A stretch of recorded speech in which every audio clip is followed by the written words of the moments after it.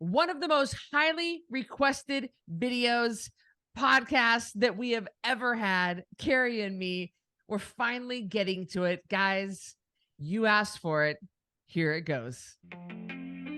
I'm Cristy Code Red, and you're listening to Rebel Weight Loss and Lifestyle, where we believe food holds the power to heal or poison, and we believe our society has been misled regarding proper nutrition and weight loss. You're in the right place if you're looking for some straight up truth, because I'm here to shed light on the lies and brainwashing that has taken place over the past 5 decades. Thanks so much for listening. Welcome back to another episode of Rebel Weight Loss and Lifestyle. I'm your host, Cristy Code Red, author, entrepreneur, retired professional boxer. And yes, you guys have been begging for this podcast. You've been begging for this subject, and I've been so excited to finally nail Cari down. You know, it's been a few podcasts since I've had Cari on, because she just has so much responsibility and we have opposite schedules and it's really hard to get together. But Cari's looking fine today. Oh. Thank you. Yes, I'm working the weekends in the ICU, and Cristy's off the weekends, out having a good time and on our mom and her husband's boat, Brian and mom and Brian's boat. And I'm in there slaving away, schlepping it and wiping butts. That's okay though. That's okay. Cari, mom is so cute on her little floaty with her little margarita. And then she dances like this to the boat music. It's so cute. She's so cute. It's really fun to do that with them. But you're right. Like you're working and I'm sleeping, and then you sleep during the day, and it's just been so hard. So we are excited, Rebels, to bring you Code Red versus Ozempic. Wow, this stuff. Now, Cari and I, you guys, in true Cari, Cristy, the terror sister, back dynamic duo, we did not talk before we hit the record button. And Cari, the only thing she has said to me is, I have a different opinion of this than you do. And I'm like, I'm completely shocked, because I thought we both thought this stuff. I don't know. Cause let's start off here, sis. I'll give you the floor. You explain to us, what the heck is this stuff? Well, thank you. First of all, I'm really glad to be back. I missed everyone. I've gotten a lot of messages from people that say they missed me. Although Cristy brings amazing content. You don't need me to have amazing content, but I am really glad to be back. So thank you very much. And I did wash my hair. It was a once a week thing this week. So I had to. It was getting crusty, Cristy. It was getting Kentucky sweat and dry shampoo buildup. So I had to do it. But I'm going to let you guys know that was all for you. Okay. So let's talk about Ozempic. I first started hearing about this a while back, and I have done a little bit of research and also talked to quite a few people that have taken the medication and people that have had quite phenomenal results about it. Now, there's all different ways to say the generic name. Some people say semaglutide, semaglutide. Some people say semaglutide. I've watched a million videos. They all say it. Semaglutide is a little easier for me to say. But Ozempic came on the market as a way to manage blood sugar. And that is what it originally came out for. It did not come out for weight loss. It absolutely came out for type 2 diabetics trying to manage their weight loss or trying to manage their diabetes. It was never intended for weight loss. Now, there are forms of Ozempic. Wegovy is one of them. Mounjaro is another form of it. And there's also an oral form of Ozempic. I don't have that name right off the top of my head. And the Mounjaro and Wegovy are all meant for weight loss. They have higher concentrations, a bigger dose that you actually get. But Ozempic originally came out for type 2 diabetes management. Now, there are lots of other medications that do different things to try to help people control their blood sugars and reduce the risk of becoming an insulin dependent diabetic. There is I don't know why I couldn't say that. It just left my mind. So we have glimepiride. I'm sorry, Cristy. There is all the different, I don't know why I can't think of them right now, but there are a ton of medications that people take that help people. When people come to the hospital, they'll say, I'm a diabetic. I'll say, are you oral controlled or are you, are you taking insulin? Yeah. Like So glucophage is the generic form of metformin. I'm sorry, glucophage. Right? I don't know why that was gone out of my mind. So glucophage, there's all the G's. There's lots of them out there. And of course, the oral form of Ozempic is another one as well. So we try to help people not become insulin dependent, and all like glucophage and glimepiride and all those, they work in different ways to bring your blood sugar down. But metformin is another one. But yeah, so we're trying really hard to do that. What Ozempic does, and it's genius. The technology is genius behind it. Ozempic mimics a hormone called GLP-1, which is glucagon-like, I believe it's protein, glucagon-like protein. GLP-1, that's a hormone that you naturally make in your body. So when you eat, this is the hormone that tells you you're full, GLP-1.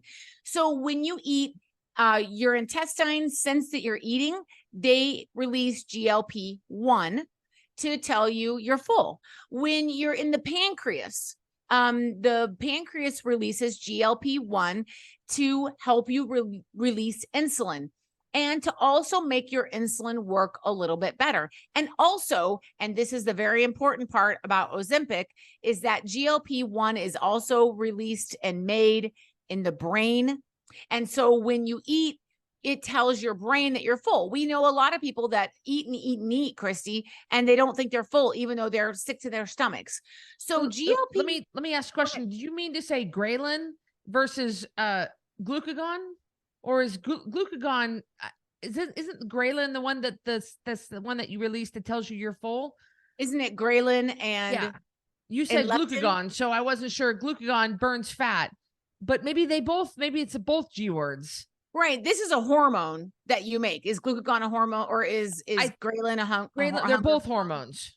So GLP is glucagon-like peptide. And there are a couple other ones that mimic GLP. I'm going to just look at my notes real quick. GLP-1 receptor agonist. I'll explain what that means in just a second. Trulicity, Bydureon, Victoza, Ozempic. So they all work a little bit differently, but these all help diabetic people, tell them that they're full. And when you lose weight, of course, your diabetes gets better. It helps your insulin work better. And it also tells your brain that you don't need to eat so much. And the other thing that it does, and Cristy's going to talk about how this is a problem, is that it delays gastric emptying. So if you eat eggs and bacon for breakfast, you take Ozempic, you have Ozempic in your system, you have any kind of GLP-1 product in your system, it's going to tell your body, yeah, we still have food in here. We're not ready for lunch. So it hangs on to food, takes a lot longer for the food to make it through your system, which can be super problematic. Now, what happened was people that were taking Ozempic for type 2 diabetes, blood sugar management, the doctors and researchers started to notice that they were losing quite a bit of weight. And this was something they did not intend. And they were actually pretty surprised at this. So then they started saying, well, if we can get people with type 2 diabetes to lose weight, inadvertently or not, this is going to control their blood sugar. They're going to need less insulin. And you guys know how that game goes. And so they started thinking, well, how can we use this for people that are not diabetic, but still need to lose weight? And that is how Wegovy, Mounjaro, and some of the other ones were born, because it was inadvertent that people lost weight because they felt full and they still had food left over in their stomach, and their insulin, what they were making more effective insulin, and it was working better. So for a type 2 diabetic, it really can be an amazing medication in a certain sense. Of course, we're going to talk about the problems with it. Now, let me just go back to the science really quick. A GLP-1 receptor agonist. So what that means is we have GLP receptors in our brains, in our intestines, and in our pancreas. It looks like those are kind of the three places. There may be more. So any of my science nerds, you'll have to correct me if I'm wrong. And what it does is you take Wegovy, you take Ozempic, and it goes and it latches onto that site. It latches on. It's an agonist. it activates that receptor as if your body had made it. So it's almost helping your body. It mimics that hormone. It's telling your body, hey, you got some GLP-1s here. Woo! And your receptors don't know that it is a synthetic form of GLP-1. So it does all the things as if you were actually making more GLP-1. So that is the science behind it. And Cristy, in a study, one study they did, I won't give you all the details, but 15% of the people experienced weight loss over the placebo group of 2%, doing diet and exercise the same, just taking the Ozempic. So those are numbers that are close to what people get with gastric surgeries. So there's no question that it works in a certain sense. Okay, good. Now we have the background. I did not know that so basically it's been bastardized and abused. And that's why we're getting some of these, well, I mean, correct me if I'm wrong. That's why we're getting some of these side effects. In 10%, at least 10% of the patients, we're looking at nausea, vomiting, diarrhea, constipation, upper respiratory tract infection, gastric disorders. We have hypoglycemia, pancreas related events like pancreatitis, gallbladder related events, acute kidney injury, increased heart rate. I mean, so are these people that are abusing it and they shouldn't be? Is this someone who's trying to fit into a wedding dress that shouldn't be taking it? That's experiencing stomach paralysis? Right. That is such a good question. I think with any kind of medication that is such a, hormones are super powerful. Cristy, we talked about that. Look what happens to a woman after she has a baby, the flood of hormones that go into her system. Look what happens with just women and when we have our periods, and look what happens to men and testosterone. I mean, not having the right estrogen testosterone balance can mess up your entire life. So hormones are very powerful. And when you mimic them in a very strong sense, like GLP-1 does, it's not just simple like taking a vitamin D. I mean, you're going to have problems with it. And I think sometimes you get people that aren't very healthy and they take this medication and they're going to be more prone to side effects. Now, that is not saying that they're not side effects. You mentioned one that kind of caught my ear, Cristy, and that was the gastric problems. Absolutely. You have delayed gastric emptying. You're going to have nausea. Yeah, you're going to have vomiting. You're going to have constipation because your food is staying in your stomach longer. It's not supposed to do that. So we call that in the medical field gastroparesis, when people can't move food along. It's a very dangerous thing that happens with people with diabetes sometimes, because those nerves, people that take long-term narcotics, people that have other problems. And gastroparesis is a terrible problem to have. And if you had any kind of gastric problems to begin with, and then you added Ozempic, the problem is everyone taking Ozempic isn't you. You know what I mean? You're healthy, you're young, you have good blood work to begin with. You're going to be fine taking Ozempic. You're not fine, but you're going to be. But you get someone that already had kidney problems and you put them on Ozempic, and then you go, oh yeah, well, Ozempic caused my kidney problems. I don't know. I mean, sometimes I think it's the cart before the horse, but the thing that makes me the most nervous about Ozempic are the delayed gastric emptying. That's the part that makes me very nervous. So why does that make you nervous? Just because of letting your food sit in your stomach. It sounds like a great idea. It sounds like, oh yeah, well, I think I'm still full, but I just worry about the people that then your stomach, all that peristalsis, all that idea of moving food along, you're just stunting that. And I don't know if that's the best idea long-term, because if you research Ozempic, guess what they say, Cristy? Obesity and type 2 diabetes are a lifelong problem.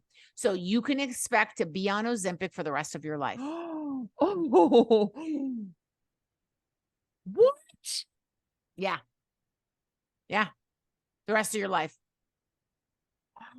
So what is life like outside of Ozempic? Is it then just like every other program we've talked about? Like every other Fin, like every other Optavia, like every other shake, pill, green tea extract, mom's Slim Fast program. It kind of becomes like that. Then if we're using it for weight loss and we don't learn how to cope with our eating problems, and we're literally taking a shot that makes us so full that we vomit and we don't feel like eating.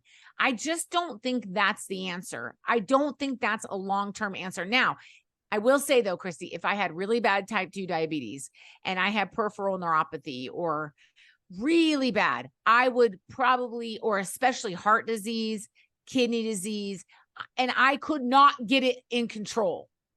I'm getting ready to lose a foot. I'm probably not the best person for Ozempic, but I can see why somebody would think that's a good way to go. So the side effects of all the ones that I read, the one that scares me the most, and maybe will you tell me what it is stomach paralysis. What is stomach?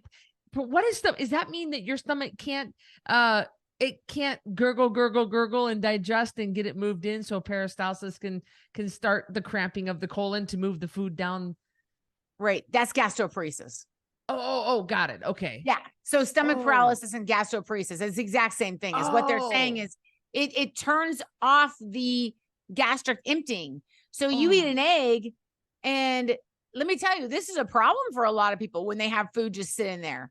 Like, that's a really serious issue. People have to go get gastric stimulators, vagal stimulators. They have to go get, they have to take a medication called Reglan, which promotes it promotes all of that, promotes stomach food moving through your stomach. I mean, that's a really serious problem. It sounds great not to be full for 10 hours after eating an egg, but that's the part that makes me go, is that really worth it?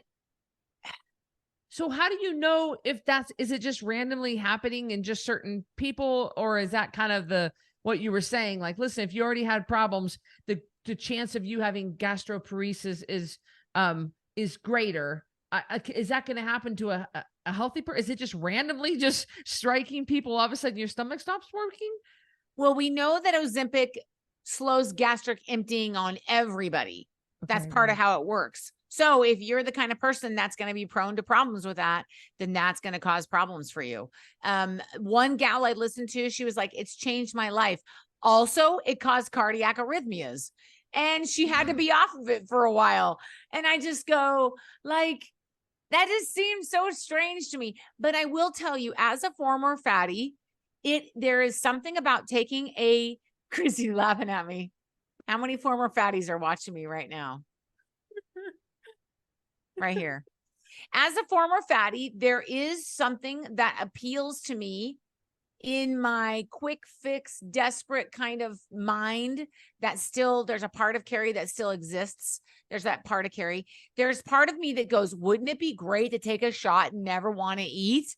But again, guys, we're putting a Band-Aid on a flat tire. That's what Ozempic is. I do think it can really help people in bad situations. But you're not getting to the heart of the issue. Eating 1 or 2 eggs a day, yes, you're going to lose weight, but you haven't figured out what got you there. You haven't addressed the real issue. And this is what we've talked about on every single one of this series we've done. So is that how it works? Is you take a shot, you give yourself like an insulin small gauge, just a shot kind of a thing, and it makes you nauseous, or it makes you to where you just don't feel like you're full the whole time? Because right, sometimes I eat even when I'm full. Well, if you were sick to your stomach, you wouldn't. Okay, you're right. All right, so it makes you sick to your stomach. Okay. Yeah, I think it's a once a week shot. And my impression is if you're using it for type 2 diabetes, it's 1 dose. If we're using Wegovy, that's a higher dose. That's for weight loss management. And Mounjaro works a little bit differently, but kind of the same idea. So you take it and it tells your body we're full. Our brain is full. Like, I'm full here. I'm full in my tummy. The food isn't moving through. Any insulin I make is now being used more effectively. And my food in my tummy, whatever I do take in, just kind of stays right there. I mean, you're going to have a lot of people that are malnourished. Did you read about that at all? Yes. I was just getting ready to ask you about that. Go ahead. They're not getting enough. I'm just going through my mind is, okay, so then will it let me have 1,000 calories a day before it makes me start feeling nauseous? Or, will it let me eat, like it basically lets you eat one meal a day before it, because it probably takes a full 24 hours to empty out. I don't know how long it actually takes. Everyone's transit time is a little bit different, but if you had problems with that to begin with, and then you took Ozempic on top of that, you're going to really be in trouble. So for some people, they can eat. Some people can probably eat more than other people. Some people just don't tend to get nauseated, so they're going to be fine. I worked with a gal once in the ER here in town before I quit because of some crazy stuff. And before I took my other job, and she was taking Ozempic, and she would just crunch on pork rinds, just one at a time, kind of all night. Well, that's not a lot of calories when you think about that. So, but that wasn't anything of substance. That wasn't like some chicken, some green beans, some butter, some salt, a little bit of, pork loin, a little bit of barbecued beef. It wasn't anything of substance, but that's how, and she lost a lot of weight, and she lost it quickly. She actually didn't look very good to me. She did look malnourished. And that is the problem with any of these programs, is that if you are not cautious about what you eat, gastric surgery, fen, any kind of VSG sleeve, a lap band, whatever. If you're not careful about what you eat, you will end up looking malnourished, and that's going to show up in your hair. It's going to show up in your teeth. It's going to show up in your nails. It's going to show up in your skin. I'm close to somebody, I'm acquaintances with somebody who has an anorexic eating disorder.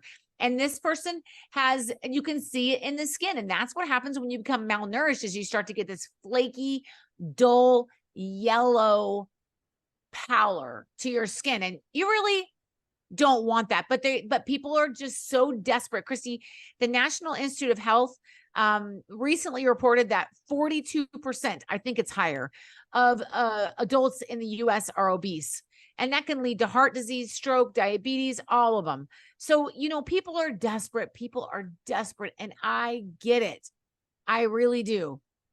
I just would be very cautious before signing up for Ozempic. Or be prepared, I guess, to take your supplements. Like weight loss surgery survivors, they have to have their B12. They have to have certain supplements that they have to take exogenous supplements to replace those nourishment because their stomach is altered and missing, and you do too. There are certain supplements you have to take.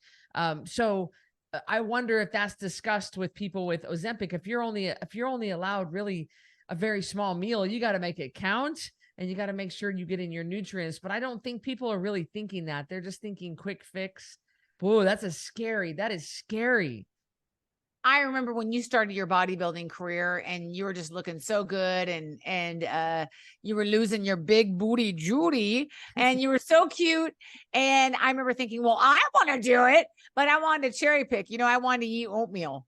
That's really what I wanted to do. I did not want to put in the hours of time that you had to put into the gym. And I think the same is true. People ask me all the time that are overweight, because Kentucky has quite an obese population of people. What do you eat?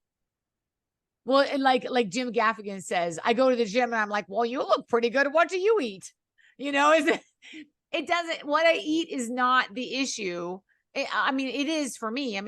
What you eat is the issue, but you can't cherry pick programs. And that's the problem with Ozempic, is that unless you're in a pretty dire medical emergency state where you absolutely have to lose weight to lose your life, to keep your life, and you cannot control yourself, it may be a good way to go, but you have to weigh this against the fact that if you don't deal with your eating issues, that you're going to be taking it for the rest of your life.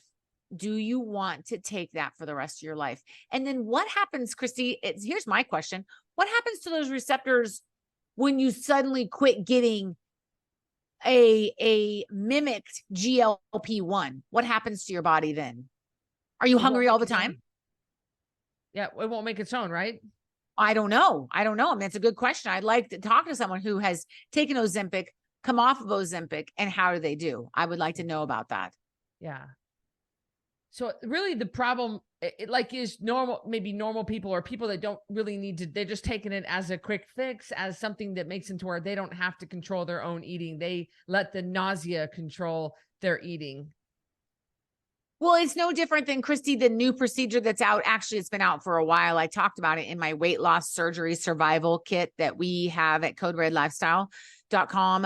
If you look at programs, one of the surgeries I discussed in that video series, it's a video digital learning series, is the gastric balloon. And you have a balloon go in your stomach. They inflate it to where you have something in your stomach you legit cannot eat. So instead of eating, you have a balloon in your stomach. That's kind of how ridiculous Ozempic seems to me. Like, you're going to give yourself a shot to where you're so nauseated that you can't eat.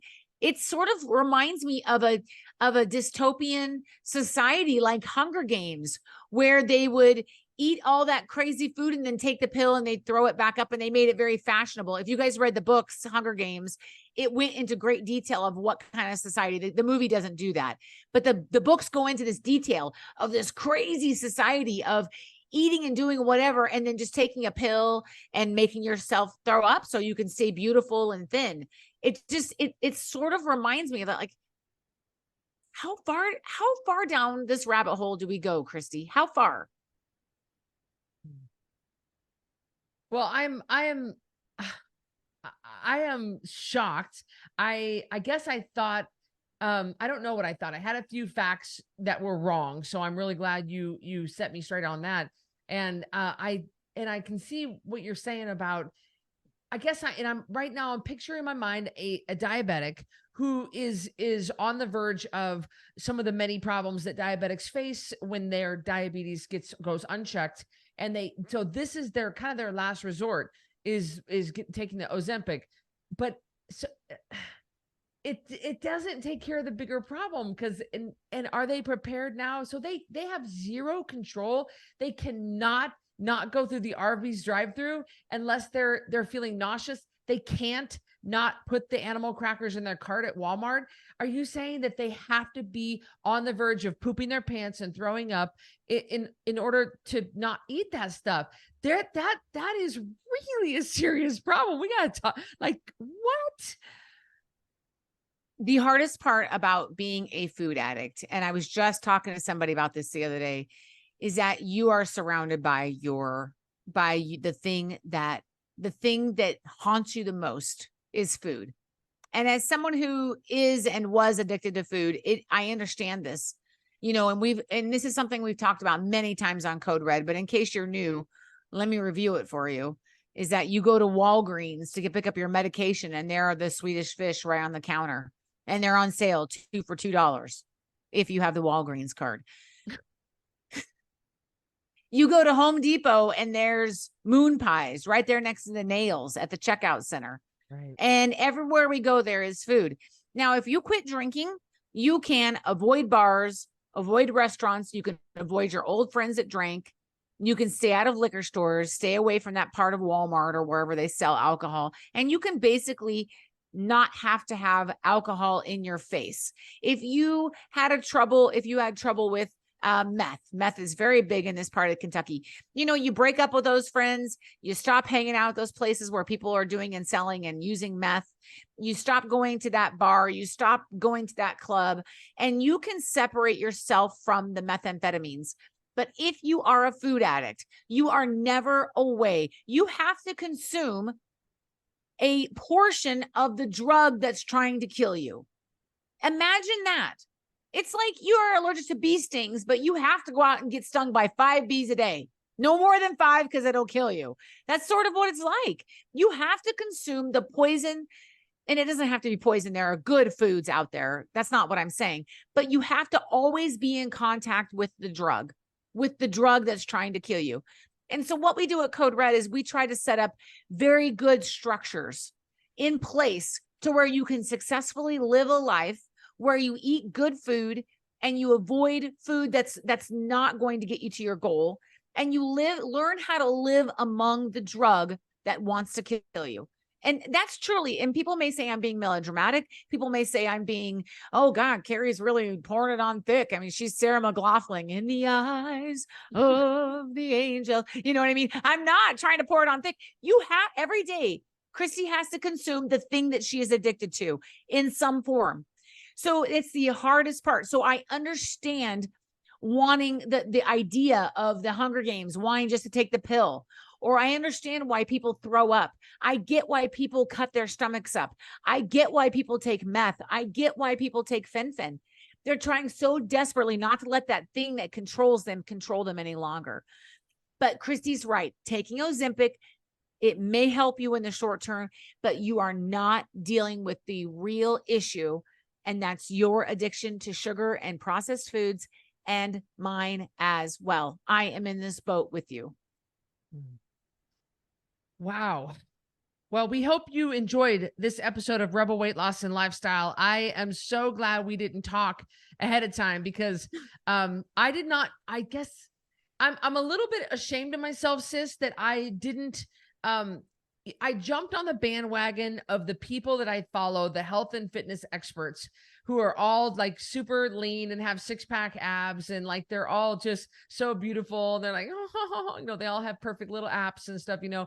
And I've been seeing them post just nasty stuff about Ozempic, and I'm really thankful that you came to the table with such a different perspective. And I'm ashamed of myself for at least not taking a step back and saying, hold on.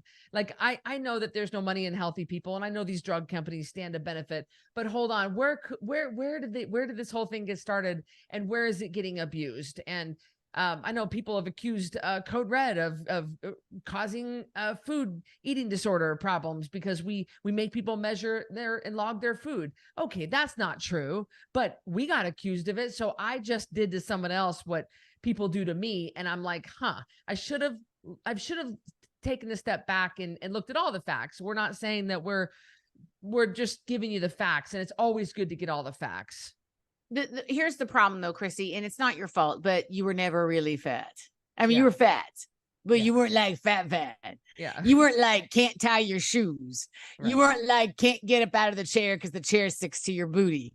Okay. I'm just saying, I've been really fat, so I can say that. And let me tell you, if I had to weigh in, if someone asked me, would you take Ozempic, Cristy? I would say that for me personally, I would not take it. I want to change the flat tire. I don't want to put a Band-Aid on it. And I think Ozempic may get you results initially, but I do believe there are a lot of complications. There are people that are having horrible stomach problems. You heard about stomach cancers, some other weird things. I don't know. No prescription medication is safe. It's just true. I mean, there are ones that are more benign than others. Like, take your thyroid pills, guys. Just take them. Stop. Just take them. If you need them, take them. Or Code Red has a thyroid support. That's amazing. But and then there are ones that are really very dangerous on the other end of the spectrum. I won't talk about. I don't want to get in trouble. Ozempic is going to come with a lot of risks, and you need to be aware of that. And my whole bottom line is you actually are not dealing with the problem at hand. Really, you aren't. But if you are an out of control type 2 diabetic, and you are desperate and nothing is working, and you cannot control putting things into your mouth, it may be something to talk about doing short term. I just really hate to see you do it for the rest of your life. And probably if you're an out of control type 2 diabetic, you're not listening to this podcast. But if you are, welcome. We love you. That's a great point. Well, yes, you guys, thank you for joining us. Wow, what a great eye-opening podcast. And we will see you guys on the next one. Thank you, everybody. Thank you so much for listening to Rebel Weight Loss and Lifestyle. If you are looking for some hardcore accountability to get and keep this weight off, look no further, because I've got VIP Connection. This is the ultimate connection to me, just short of me sleeping on your couch. You're going to get 3 daily messages from me in real time directly to you. You're going to submit your weight every Friday. We're going to go over it in a weekly meeting on Sunday nights, and I'm going to give you feedback. You'll have access to a monthly VIP breakfast with me in Boise, a monthly VIP supplement box, access to any workshop, any PDF promo that I hold for that month. You'll have access to the Ringside membership, And best of all, you'll have a fully customized nutrition program written just for you. We're talking about over $3,000 total value for $397 a month, and you can cancel anytime. Go to coderedlifestyle.com/VIP to check that out.